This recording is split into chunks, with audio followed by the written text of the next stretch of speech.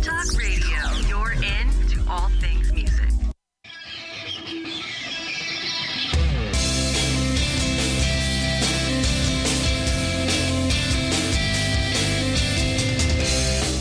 This is Going to Get Loud, the working musician's ultimate guide to striking a new path through today's music industry. With your host, Paul Nicholas.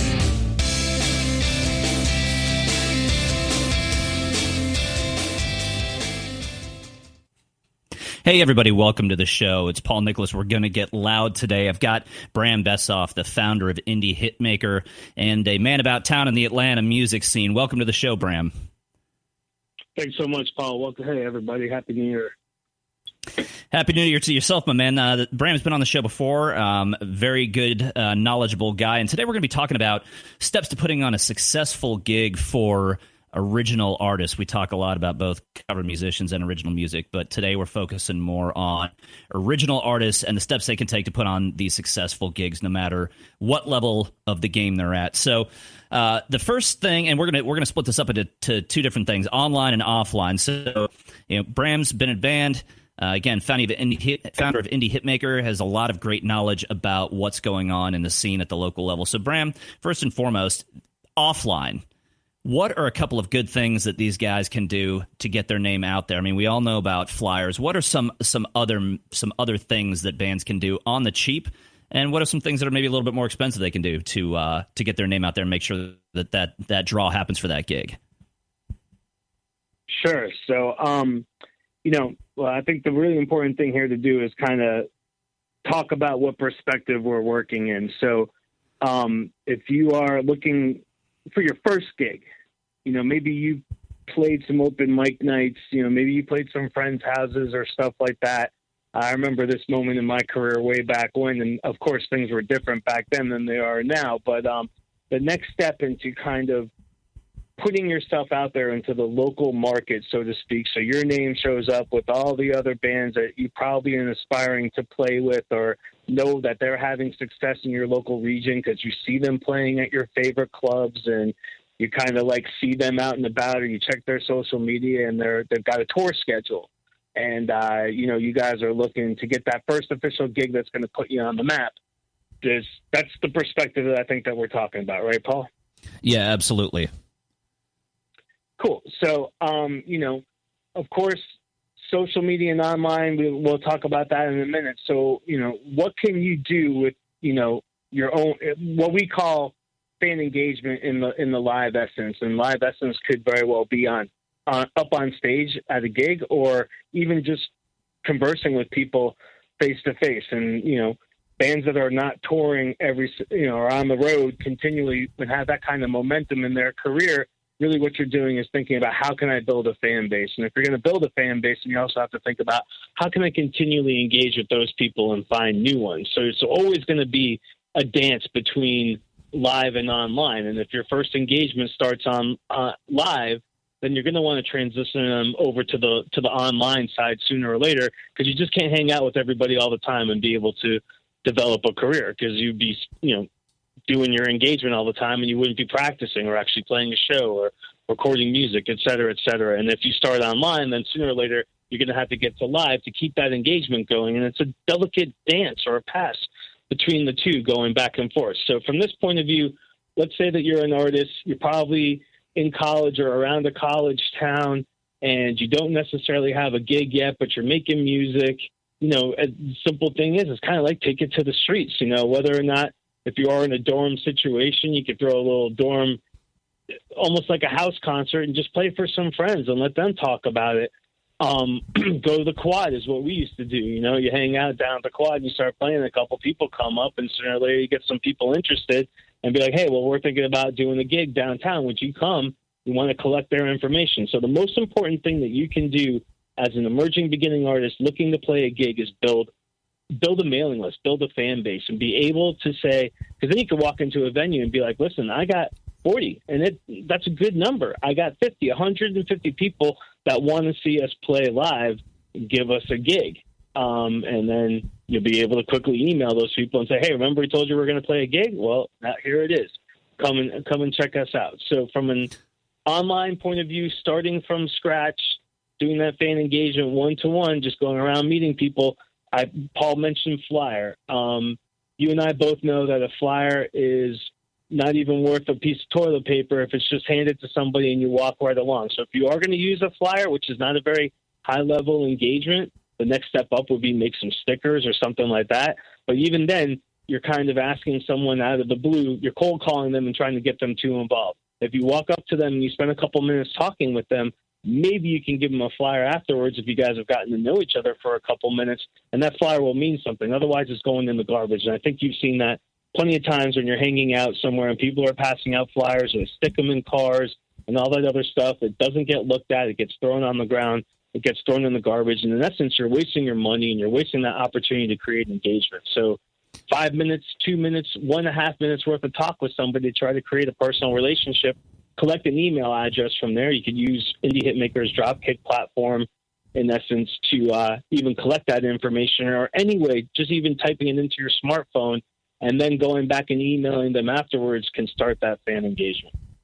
Yeah, and I always tell people, you're basically out there as a salesman, ABC, always be closing. Anybody you talk to on the street, always be selling your next show, your album, whatever. But that doesn't have to be in a salesy kind of way. Start that conversation, engage that person, right? That's why they call it fan engagement. But let me ask you this. A lot of artists, and we deal with a lot of artists every single day, ask me, well, do I even need to do any offline promotion because everyone's on social media? Now, I have my answer that I give them.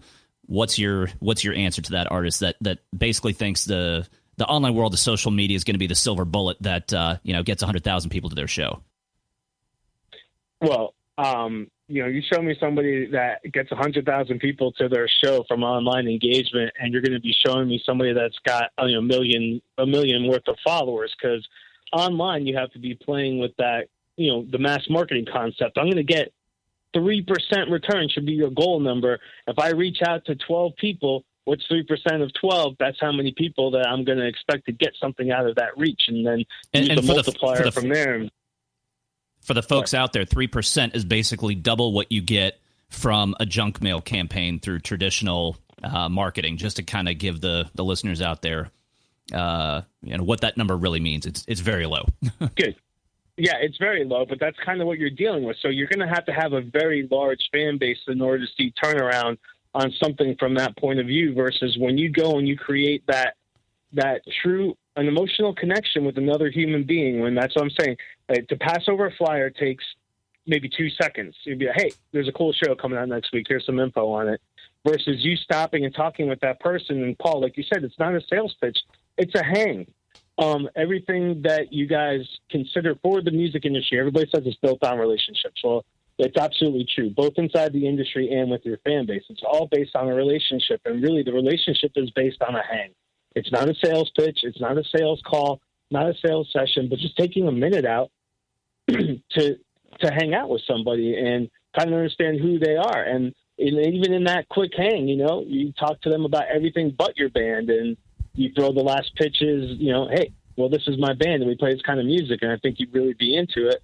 Hit me up and hopefully you can come out to the show, or some other kind of next form of engagement. I'll send you some music online, or send you my website, come like it, or put them up on Facebook right then and there. But the thing is that you have to have the rest of the mechanics behind it to keep it going. So if you're going to go and take the time to go meet one person, you better have the plan of how to keep them engaged afterwards, whether or not if you put them on the mailing list, you're going to automatically or manually send them emails over a set amount of time. Or if you connect with them on Facebook, then you're going to need to go back to Facebook and connect with them. So you might want to figure out ways that you can automate that process somewhat, as well as kind of keep an open, direct relationship with them.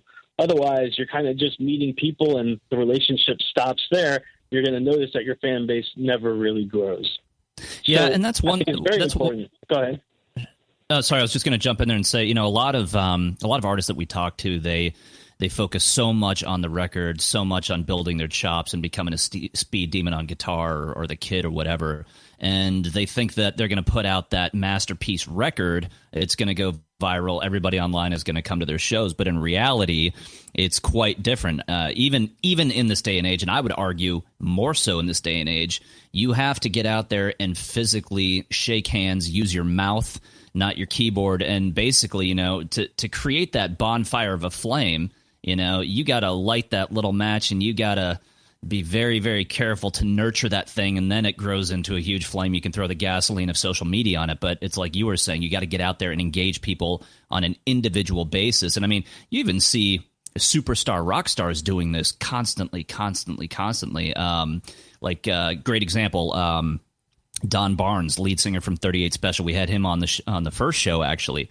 And I personally went to several of his shows, and I have sat on the tour bus, and I have watched him, and I've stood out there with him in the cold, and he shakes every single hand of every single person until 4 a.m. when they finished at 10 at night. And he listens to every story, and he talks to every single person, because that is the relationship. 40 years later, these people are still paying $150 a ticket or $100 a ticket to come to him, because that is how special it is. So if you want to get to that level, it starts and it ends with that personal relationship. Would you agree?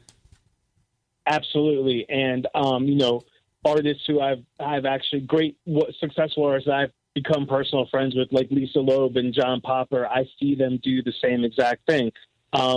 Just the other day, I saw Carl Denson's Tiny Universe down at Terminal West here in Atlanta, Georgia, and Jimmy Herring was sitting in with him for all the Jam fan artists out there, who's now playing, of course, with Allman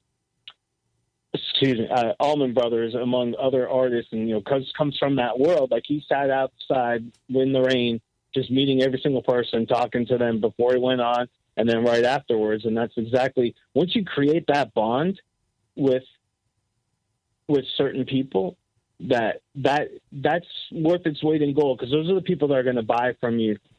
Just getting another like or a follow up online, or just it's the same as passing a flyer out to somebody without creating the relationship with them. It's very much like a false fan, and it's not.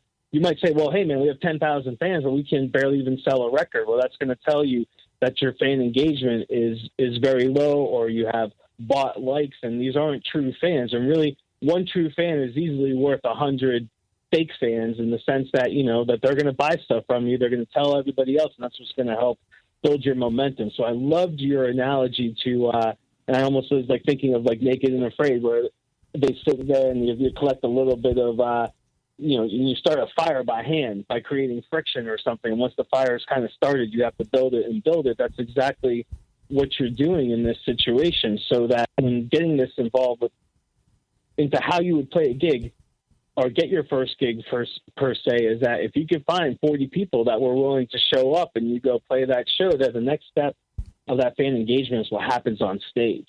And I could put my live music producer hat on and talk about that for a minute. But, even before you go and play a show, you would want to spend that due diligence time. And I think it's a dance, Paul. You asked me, why online versus physical, live, face-to-face? I think it's a combination of the both, for all the reasons that I just said earlier, and we won't go back to repeating it. But it's because if you start at one, you're going to have to finish with the other. So you're going to need both, and you should know how you want to execute in both worlds, per se. And then that's ultimately going to lead to a show. And then you're going to have to focus on, how do I engage a group of people for a period of time, so that the end result is that they're all sitting at your merch stand waiting to buy something and interact with you, or get a poster signed, or a CD signed, or buy a shirt, or whatever that might be. And when they walk out of that venue, what are you going to do to connect with them back online until the next time that you can rally them all up to come back out to a live show? Now, you do that in multiple locations, whether in the same market, like if you live in a big city like Atlanta, New York City, or something like that, or if you're in a small town like Columbus, Georgia, or somewhere like Lancaster, Pennsylvania, and you need to push out further, then you're going to start going into different markets and repeating the same thing. And that's the plan that you can build off of.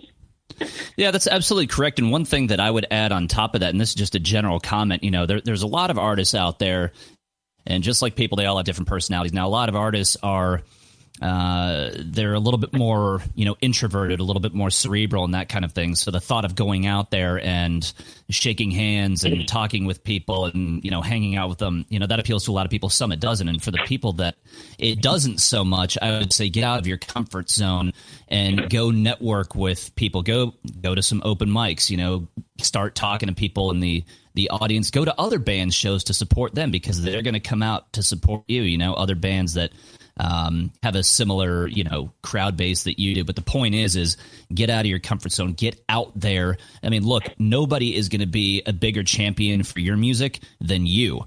So if you can't get out there and create and whip up that excitement in people that are standing around you, even if it's just in line at the grocery store, you can't expect other fans to get out there. And your excitement about what you're doing is contagious in any business, whether it's music, a startup like mine or Bram's, or whether you're the CEO of Wells Fargo.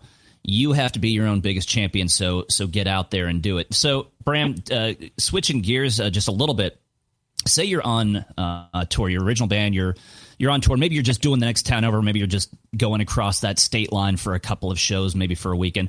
What are some things that people can do on the road on the cheap to help get out there? I know that one thing that we used to do is we would play college towns because, well, guess what? College kids always listen to music. And so we would go out, and before our show, we would find out where everyone was hanging out at the university, at the bar, wherever it was, and we would just go do a free show for like 30 minutes, and we would talk to everybody, shake every hand, and invite them to the gig that was happening in an hour. What are some other things that you think people could do to help get some free or publicity on the cheap on the road? Well, if you are focusing on the college town aspect, the first place that I would look up is the actual college radio station and try to get an on-air performance or interview with them. And that would also give you the opportunity to kind of comb around and, you talk about I would also hit up Fraternity Row and stuff and stop by and do what we were just talking about. Just take a minute to talk to some people. Kind of show them, hey, we'd love to come and play your fraternity or something like that. And, get to know those kinds of people, or et cetera, et cetera. So if you're not playing a college town, you're playing a market, the same thing could be done for any local record store or hangout, that you could do an in-store performance there. If you're like in a place like Nashville, Acme CNC, they run a radio. I'm sorry. Go ahead, Paul. No, I'm sorry. We're going to get back into that in the next segment. This is Paul Nicholas. It's going to get loud here on Enter Talk Radio. We're here with Bram Bessoff, the founder of IndieHitMaker. We'll be back in just a couple of minutes. We're going to talk about more things that original bands can do on the road to get some exposure out there. But great information, and we will see you guys back in a minute or two. So stick around.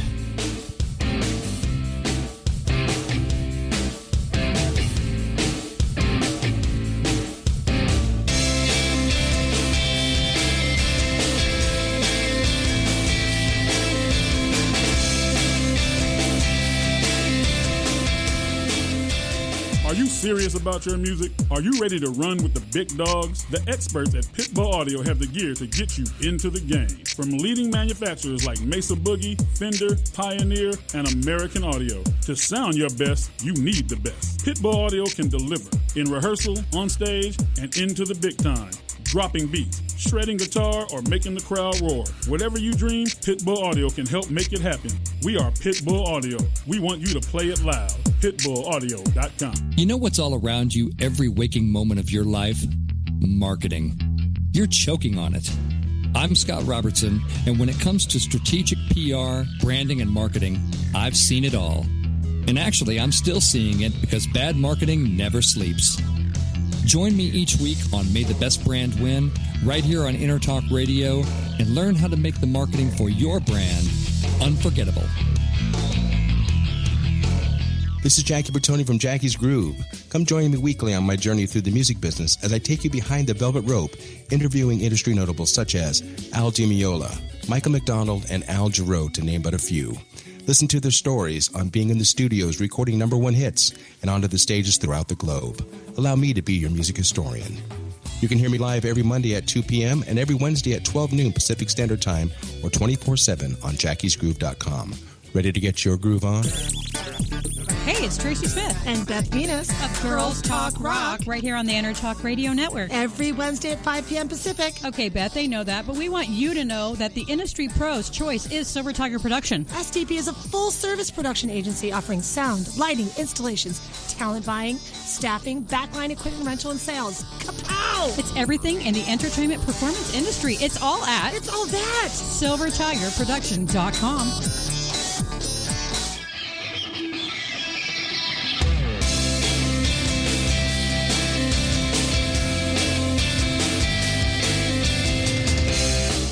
This is going to get loud. The working musician's ultimate guide to striking a new path through today's music industry. With your host, Paul Nicholas.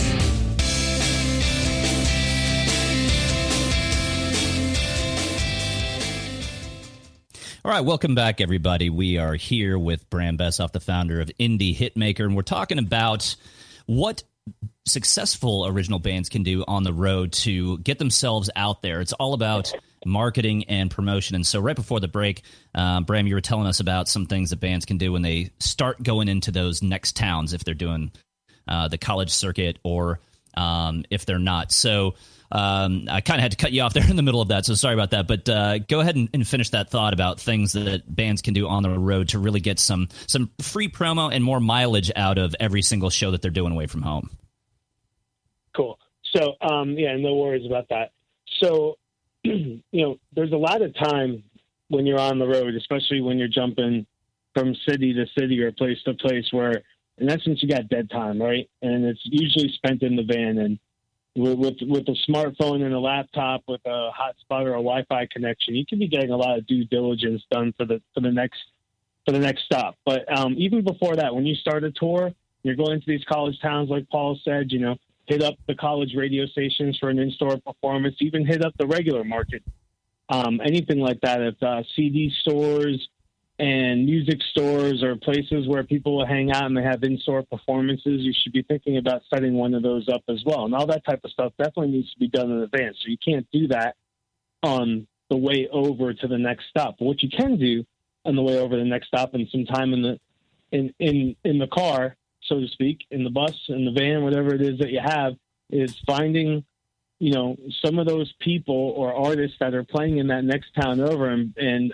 arrange a hang with them and go and meet them. Because part of what's going to be going about moving into a different market is working with the other artists that are in there. And I know Showslinger, and just so that we're not being biased to just anything, but there are other sites out there that could help, like even Gig Salad and Reverb Nation, and there's a whole slew of them that could help you find other people in other markets that have a fan base that you can work off. Because as much as you need them in the new market, they're going to need you. And that whole entire idea of creating a you open for me, we open for you type of a situation can help you build up a market very, very easily. Exactly what I love about what you guys are doing over at Showslinger.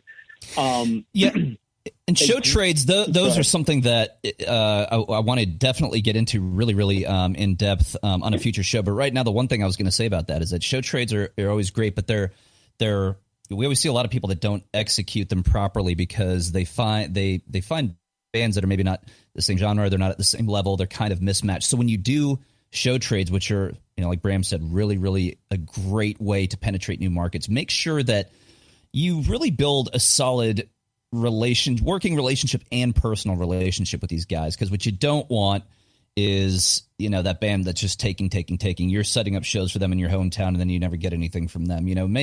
Make it a good, fun, working relationship with these guys that's mutually beneficial. And, those things take time, but it's extremely worth it.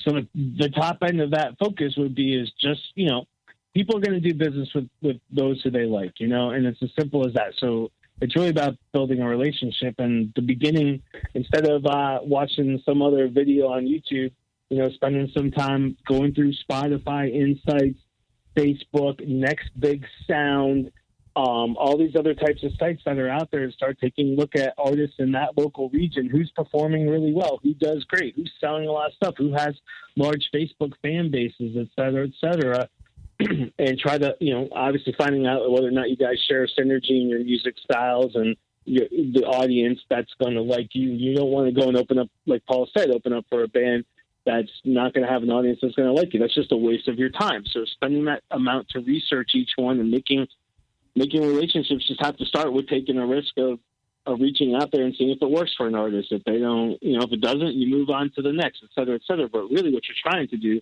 is get to their fans and give them the same opportunity with you. So that's something that can even be done before you leave your hometown. It probably should be. And that's where I kind of go back to the aspect of you shouldn't really be playing a market unless you know that you can put people in front of you up on stage. And the minute that you put people up in front of you for all the time and effort that you spent going to that place to perform for people, the next important thing you need to focus on is giving them the right show that's going to capture and engage that audience to the point where they're not going to listen to a couple songs and turn around and walk away, or talk through your whole entire set, that you're going to really convert them from an audience into a room full of fans that you can then do the next level of engagement with. And that's a whole nother conversation in itself as to what you do on stage to convert rooms from audiences into fans.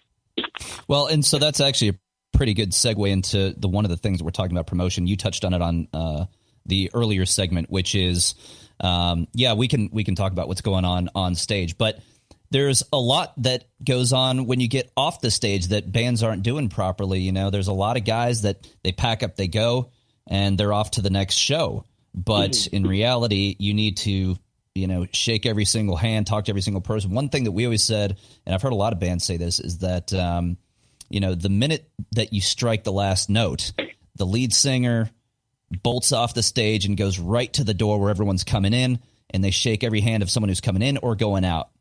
That way you don't miss anybody while you're packing up, because it might take you 10, 15 minutes to pack up, get off stage, and then half the room is already left, and you've missed the chance, to charm people, get them to your merch booth, and all of that kind of thing. So I know a lot of people in the band are saying, yeah, but the singer, he's always doing his thing. We don't want to pack up his gear. That's kind of, BS. But it's not. You need to have somebody that's out there, engaging these people when, strike while the iron is hot. And the iron is hot the minute you strike that last note, and everyone's pumped up about your show and they're talking about it and the buzz is there. Get off stage, get into the crowd, and engage people. What would you add to that? Well, absolutely. You have a good 7 to 15 minutes after your show is over to kind of close the deal, so to speak. And so to add on top of that, obviously that has to be planned. That should almost be planned from the minute that you start the show, that everything that's going to happen within the next 15 minutes, 30, hour and a half, 3 hours, or we used to play 4-hour shows. Of course, you're going to take breaks, and at those moments in the breaks, you're going to go and do that same thing that you're always talking about. If all roads lead to the stage, from the stage, it's got to lead to your merch stand. So first and foremost, make sure that merch stand is set up as close to the exit of where the main volume of people come in and out of the venue is very important.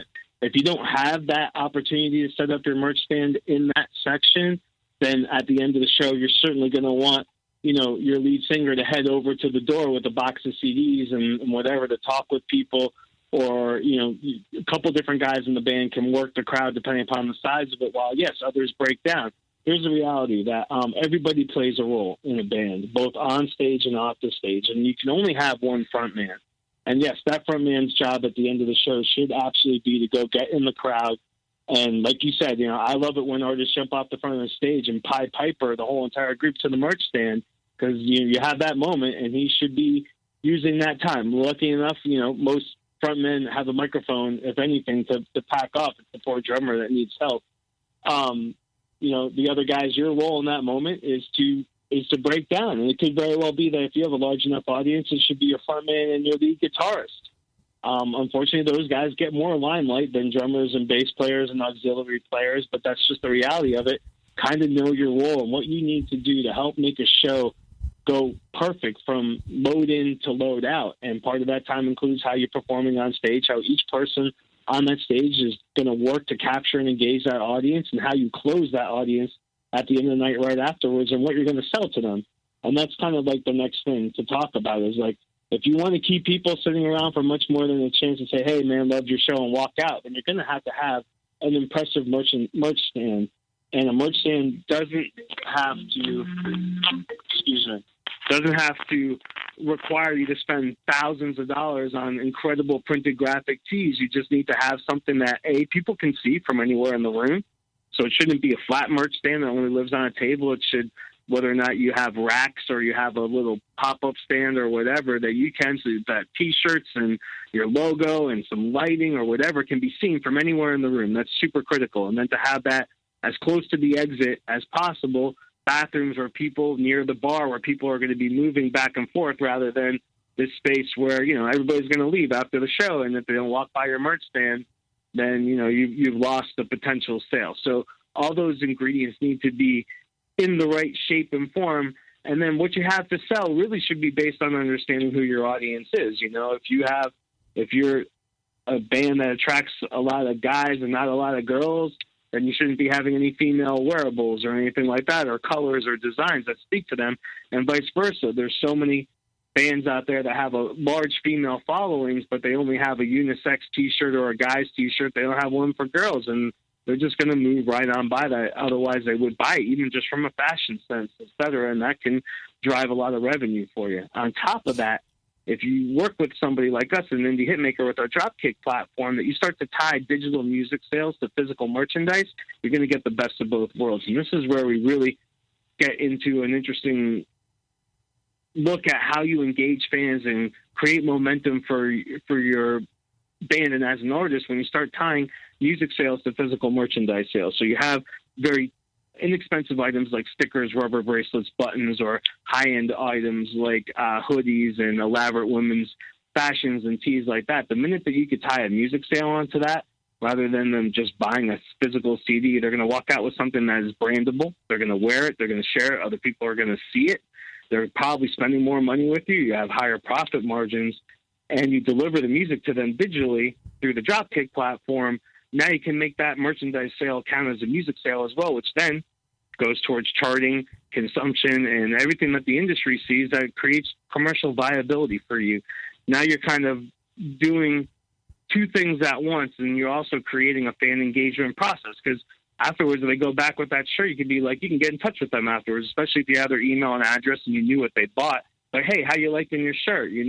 Send us a picture of you wearing your T-shirt or something like that. Or imagine all the kinds of different engagements that you could do with that to keep your fans involved, keep them wearing and using your merchandise, et cetera, et cetera. And now you're creating momentum. That's where the big ideas start to come in from why you want to do all of this. Yeah, absolutely. You bring up a lot of good points there. And one thing I was just going to circle back to what you were talking about bands buying merch and really knowing their crowds. And that's something that's ultra important, folks. I mean, you can even do, if you're not exactly sure what the demographic breakdown of your fan base is, you can do some cheap online polls. You can, if you're going to, say you're going out of town and you're going to be pulling maybe 20, 30, 40, 50 people of your own fan base, but you don't really know what kind of other locals might be in there. Contact the other bands, talk candidly with management about it. It not only shows the other bands that you're investing in the show, you want to be engaged with their audience as well. It's going to help build a rapport with them and the venue owners, but the venue owners see that, this is a band that's really taking the next step to try and make a successful show. And they're going to be much more likely to invite you back. Anything that you can do to show that you're making an extra effort above anybody else is only going to make you look better and help you get that next gig and that next gig and that next gig, which is what, everybody's always looking for, because at the end of the day, you don't have the gigs, you're not going to sell the merch. So, just keep doing more than the next guy. I wanted to switch gears a little bit and talk about some of the behind the scenes stuff that the general fans don't see, but good rules of thumb for artists that are looking to advance their shows properly. So, once you get the gig confirmed, it's on the calendar, you've locked it in with the booking guy, probably through ShowSlinger, because that's how you're going to be booking all your shows.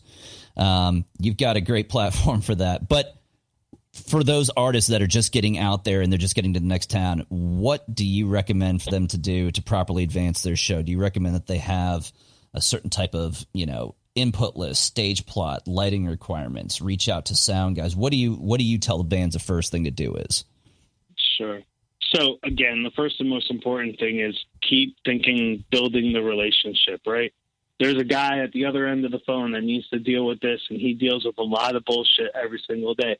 Bands that don't know what they're doing, bands that are canceling on them, bands that wait till the last minute or don't advance their shows at all, show up and everything's like a nightmare. Whatever you can do to make that guy's life easier is really how you should start. And instead of by sending him, because you have his email address, your input and your stage plot and all that other stuff before you know he wants it, just call him up. And don't call him up the day before the show. I would think, 2 weeks out for a first call, be like, hey, I'm just calling to do a pre-advance on the show. We've got it on a date. We want to confirm we're still there 2 weeks out.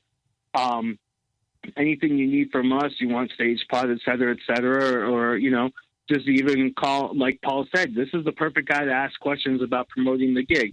You have any suggestions for us of what we could do to help, make sure the show's a success beyond what we're doing, asking questions about who's going to be there that night, what he knows about the other opening bands. If you don't know who the opening bands are, find out who they are, et cetera, and show him that you're making a commitment to making the show work really, really well. As far as having a stage plot, every artist should have one.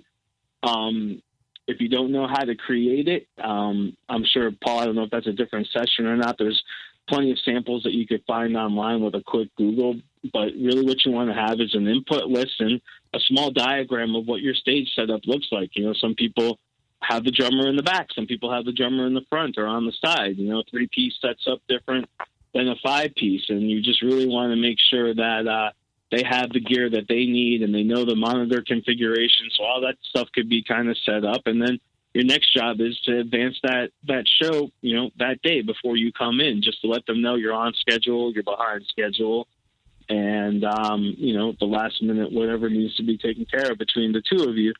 And that's a proper professional load-in setup, a show advance. And really what it's all about is just creating the relationship. And that person is going to help you. It's going to be how well you worked with that person and how well you kept that bar packed and people drinking. That's really what's going to keep you coming back for a next gig. And that's what the venue is going to be requiring of you. That's really what they're doing, is they're hiring you to keep bodies in their venue, facilitating the bar. And if you can understand that that's your role for the night and your role in this industry, in this economic, ecosystem, so to speak, then you can really kind of figure out how to move your career along very quickly and easily. Because if you outperform the venue's expectations in bar sales or keeping people in their room, they're definitely going to want you back. And now there's magic and secrets to do with your stage show in order for that to happen, or vice versa. It's all about fan engagement. And that's a perfect point. We're going to get into that a little bit more in the next segment. We are talking with Bram Bessoff, the founder of IndieHitMaker. I'm Paul Nicholas. It's going to get loud, and we will see you back here in a minute or two, so stick around.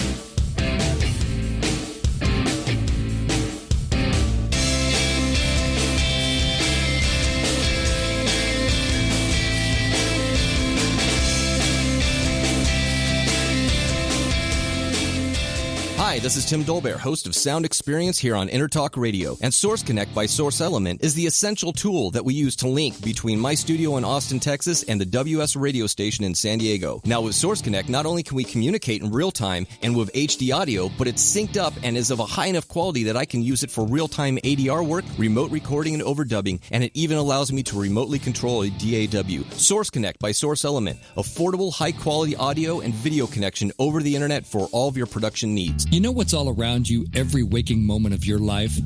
Marketing. You're choking on it. I'm Scott Robertson, and when it comes to strategic PR, branding, and marketing, I've seen it all. And actually, I'm still seeing it because bad marketing never sleeps. Join me each week on May the Best Brand Win, right here on Intertalk Radio, and learn how to make the marketing for your brand unforgettable. Girls are talking rock again. And people are listening. Today we're talking bands. Let's talk promotion. Red Giant Promo, graphics, EPKs, video, photos, social media, and brand building using content marketing. But let's talk studio at CCMA, which is events, rehearsal, tour prep, piano, guitar, voice, rock band, lessons, workshops, and clinics. Yeah! Bulls, proud sponsors of Girls Talk Rock. Well, get the lowdown on these services and contact me, Tracy, at girlstalkrock.com. Are you serious about your music? Are you ready to run with the big dogs? The experts at Pitbull Audio have the gear to get you into the game. From leading manufacturers like Mesa Boogie, Fender, Pioneer, and American Audio. To sound your best, you need the best. Pitbull Audio can deliver in rehearsal, on stage, and into the big time. Dropping beats, shredding guitar, or making the crowd roar. Whatever you dream, Pitbull Audio can help make it happen. We are Pitbull Audio. We want you to play it loud. PitbullAudio.com.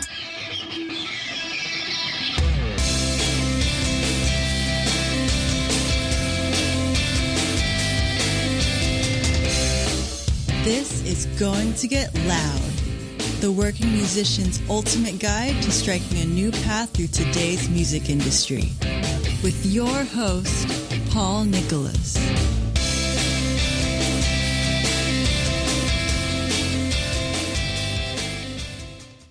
Welcome back, everybody. We have Bram from IndieHitMaker here. In the last segment, we were talking about what original artists can do before, during, and after the show to really get the name out there and increase that fan engagement. And right before the break, we were talking about advancing the show. Now, one of the things that I wanted to add, and we were talking about if bands should have, input list, stage plots, lighting requirements, etc. Shameless plug, but that's exactly one of the things that we do at Showslinger. When you create a profile, you can go ahead and put up your stage plot. You can put in your input requirements, lighting requirements, all of that stuff to advance the show properly. Okay, this is the only platform that allows you to put your not only your public press kit there, but all the behind-the-scenes information, including, regular information about who's playing what instrument. You can even put up set lists and that kind of thing. But guys, this is so important when you come to a venue and you say, look, we already have our stuff together. Boom, here it is. And on the flip side, on Showslinger, the venues, this is so cool, is they can put up photos and videos showing you what you really want to know. Private stuff for the artist that will show where you're loading in, what the dressing room looks like. Here's a picture of the monitor rig. Here's a picture of the front of house boards. Here's what the can lights look like. And all of this information so you can properly prepare to play to that room. I mean, having the right gear and knowing exactly what you're getting into is, half the battle when it comes to places you don't know, especially if they've got a dubious PA or you don't really know what to expect. You want to make sure that the shows go off without a hitch, and having both sides of the equation, the information from the venue and you having your complete profile with all this behind the scenes information. When you take that to the sound and lighting guy at a venue, they're going to say, oh my goodness, this band has their stuff together. I want to work with them. These guys have it together. And guess what? Pleasing that sound guy, that booking guy, the venue owner, okay, they're going to work that much harder to make your show a success. And that brings me conveniently to another point, and this is kind of a side note, but you want to have success as an original band, don't think that you can't slip 20, 30, 40, 50 bucks to the sound guy to mix your stuff properly so he doesn't set it and forget it. We used to make that a point. Every single sound guy we walked into in a venue we didn't know, we'd slip him 20 bucks, shake his hand, buy him a drink, introduce ourselves. Hey, this is, kind of the lighting generally we'd like through the show, and keep it very general. Song number 1 is fast, a lot of reds. Song number 3 is a little bit slower. Feel free to, use the blues. But the bottom line is take that extra step to be ultra professional, because they will always appreciate it and they will always give you that little bit of extra polish. So I was going to throw in there, Paul, a couple quick do's and don'ts on that, and I think you actually circumvented the problem. If you are an opening artist, or these guys haven't met you before, if you walk in with a huge list of demands, I'm not talking like a writer that says separate the green and the red M&Ms and stuff like that. That's a whole different level. But if you walk in to a bar where nobody knows you and start making some crazy demands, these guys are going to are going to go the opposite way with all that. Yes, tipping somebody before they provide the service and making your request then is a really excellent way of making sure you're going to get what you want from them without, having to prove yourself first, which is going to create an awkward situation. It's always about building that relationship, right? So, if you come in and say you want them to start moving lights around, stuff like that, and you're the opener to the opener, you're going to kind of list yourself as a problem band, and that could work against you, as well as like throwing a great show could work forward you. But so it's really about the way that you set it up, and you're absolutely right. That moment is so critical and important to your artist development, to your career development, and those small little decisions and interactions shouldn't be taken lightly. So just if you are going to walk in and make demands, then I would highly suggest you look at Paul's side of it of, paying them before you list your demands, because then they're going to, otherwise they're going to just be like, oh, this is going to be a problem band. And you don't want to start off like that. The first impression, I would say first impressions can stain. Yeah. Now let me clarify that, because, and Bram's totally right. And so I just wanted to make sure that I clarify that and say that you have to do it the right way, which is, you don't come in with a list of demands, I want this, my band wants that. You come in with a nice smile, a positive attitude. You got there an hour early. You were there on time, whatever it is. You were professional. You were doing your job. And you go over to the sound guy with a nice handshake, a nice smile. Hey, happy to meet you. This is my first time playing here. Tell me a little bit about the room. Can you help us maybe get a little bit better sound? What can we do to help you? Not coming in there like you think you're, U2 or Metallica or any of these guys. You come in there very humble, and, you say, what can we do to make your job easier? How can we set up better? And because sound guys in particular, sound and stage guys, they're used to being kicked around, and anybody who's been kicked around hates it. So if you treat them with respect, which you should for everybody, they are going to show you crazy amounts of love. And that show's going to have a little bit more polish on the sound, a little bit more polish on the lights. And guess what? Those guys can make or break your show right off the bat. I don't care how many times you've rehearsed. So, treat them with the utmost respect. That is definitely a show due.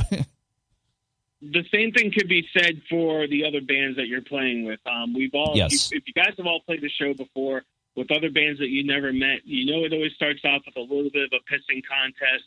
We're all sizing each other up, and you always know that if it's a bunch of great bands at the end of the night, we've all seen each other play, that everybody's chilling and hanging hard, and you make friends and stuff like that. And that time of getting to know everybody, the sniffing butts, can be a very awkward situation. It's not the right time to be too overly nice, but it's not the time to be a dick either. But, you want to have that same kind of relationship. If you're an opener to another band, instead of walking in and be like, hey, we're the shit, make way for us, we're going to set up, you're much better off walking in and being like, hey, we're opening up for you tonight, we're really excited to support you, just tell us what you need us to do. If you want us to share your drum kit, or you don't want us to set up our own drum kit, work to them and provide them that same level without, you don't have to slip them a 20, but provide them that same level of respect, and like, we're here to make your show a success. And that's going to take you very, very far, because those bands will be speaking well of you. They'll want to play with you again and all that other stuff. And this is a very, very small industry. Just a couple people saying the wrong things about you could really make it difficult for you to move your career along. And with that said, another major don't for playing live shows is make sure that if you don't have anything nice to say about anybody else that you're working with, the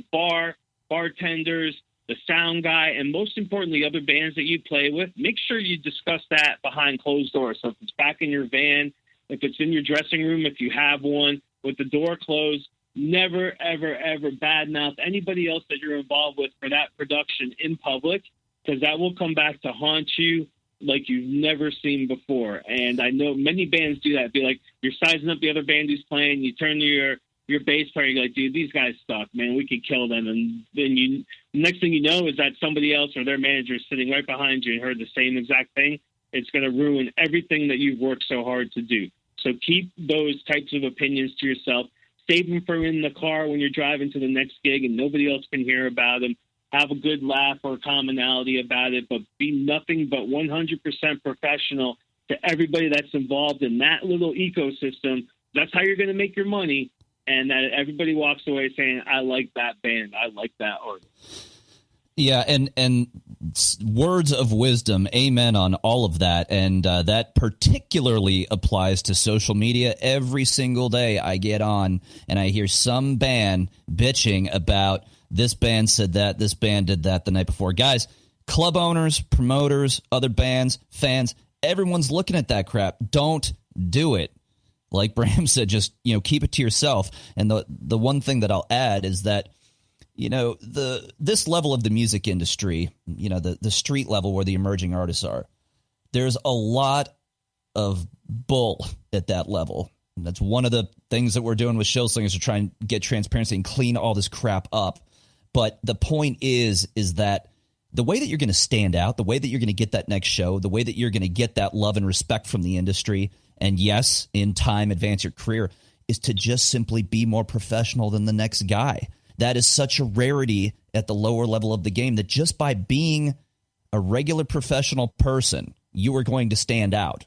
So, take all of these little things to heart. And, true story. I'm going to give you a little vignette here. When I was on the road, I had multiple different drummers for a period of years there. For the reasons that we all know. It's just hard to keep people. But one of the drummers we were doing a show in Columbus, Georgia. Small town, but this was a pretty well-known bar, holds about 300-400 people. We were the headliners. And we're doing sound check. The opening band comes up, nice guys. And our drummer was a bit of, the prima donna for no reason. And band comes up and says, hey, the club would like us to use your kit, his back line, and is that okay? We'll swap out, hardware or whatever. And our drummer just lit up and started this expletive-filled rant in front of the club owner and demanding that people sign contracts to rent his drum kit for the night for like $1,000 or something stupid. I grabbed this guy by the neck. I pulled him, I dragged his ass back to the dressing room and just started shouting at him, if you ever do anything like this again, I will completely just tear your head off. And he was fired, the week or two after that. But the point is you just don't do those things. You be a pro. You roll with the punches because things are going to happen at shows. Look at Mariah Carey, boom, blowing up in front of 1 million people on live TV. But, you work out the problems behind the scenes. So changing gears just a little bit more, Bram, let's talk about contracts and riders for a second. When do you recommend bands have them? When do you think it's not a problem? Now, again, shameless plug before we go into that. One of the things with Show Slinger is that for smaller venues, 200-300 seaters, 400 seaters, whatever, when you send a gig through our system, it's confirmed by you, the band. It's sent from the booking guy at the venue. So you essentially have a de facto agreement, which is cool because when you show up, that the pay is in black and white, the start time, end time, load in notes, all these kinds of things are there in black and white. It's on the calendar. It's automatically promoted. Everybody can see it. The venues can choose, and you can choose as a band, to attach more contracts and riders. But, Bram, when do you think that an agreement, like a Show Slinger kind of agreement or a handshake between the artists, is okay? And when do you think it's time for them to start going with, hardcore contracts?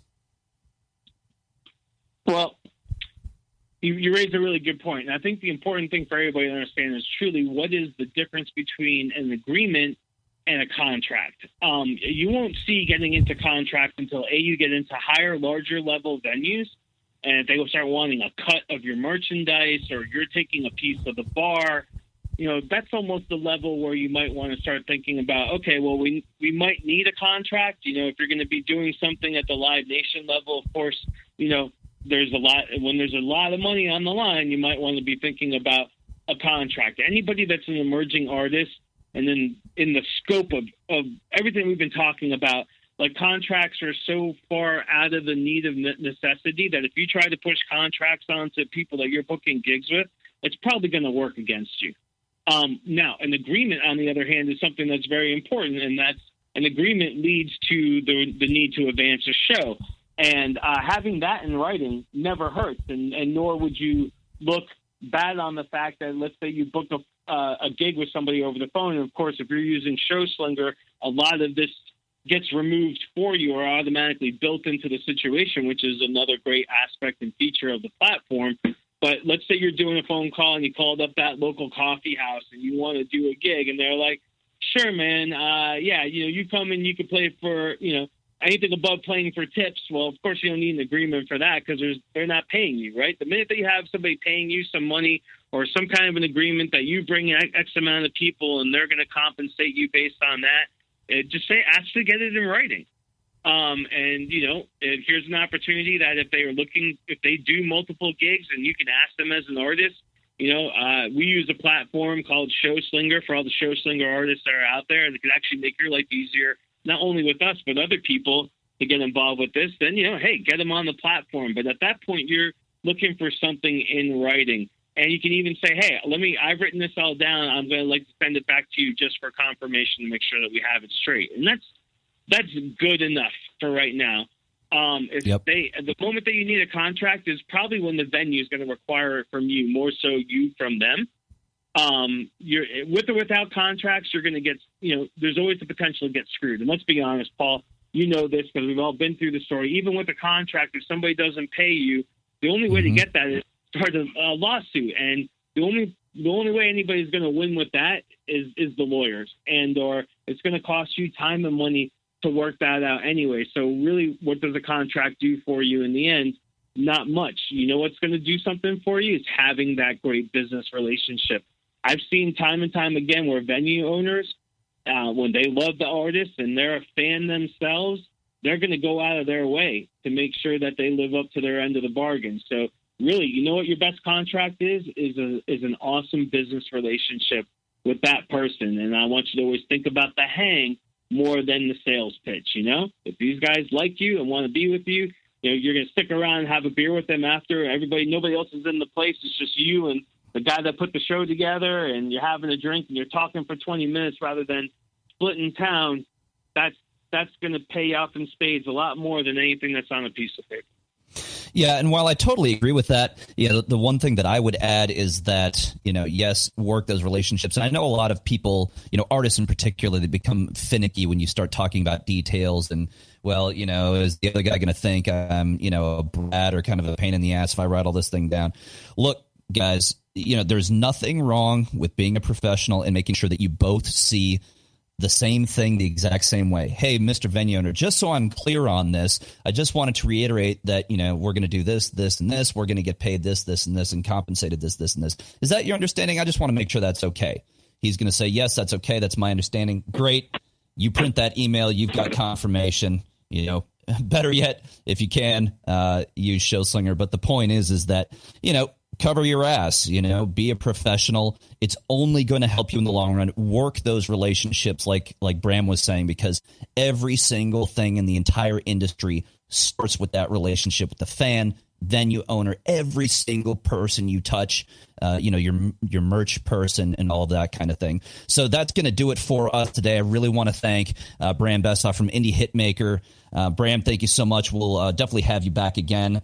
And we're going to be back next week, folks. So I am Paul Nicholas. It's going to get loud again next week. Thanks for sticking around. We'll see you next time.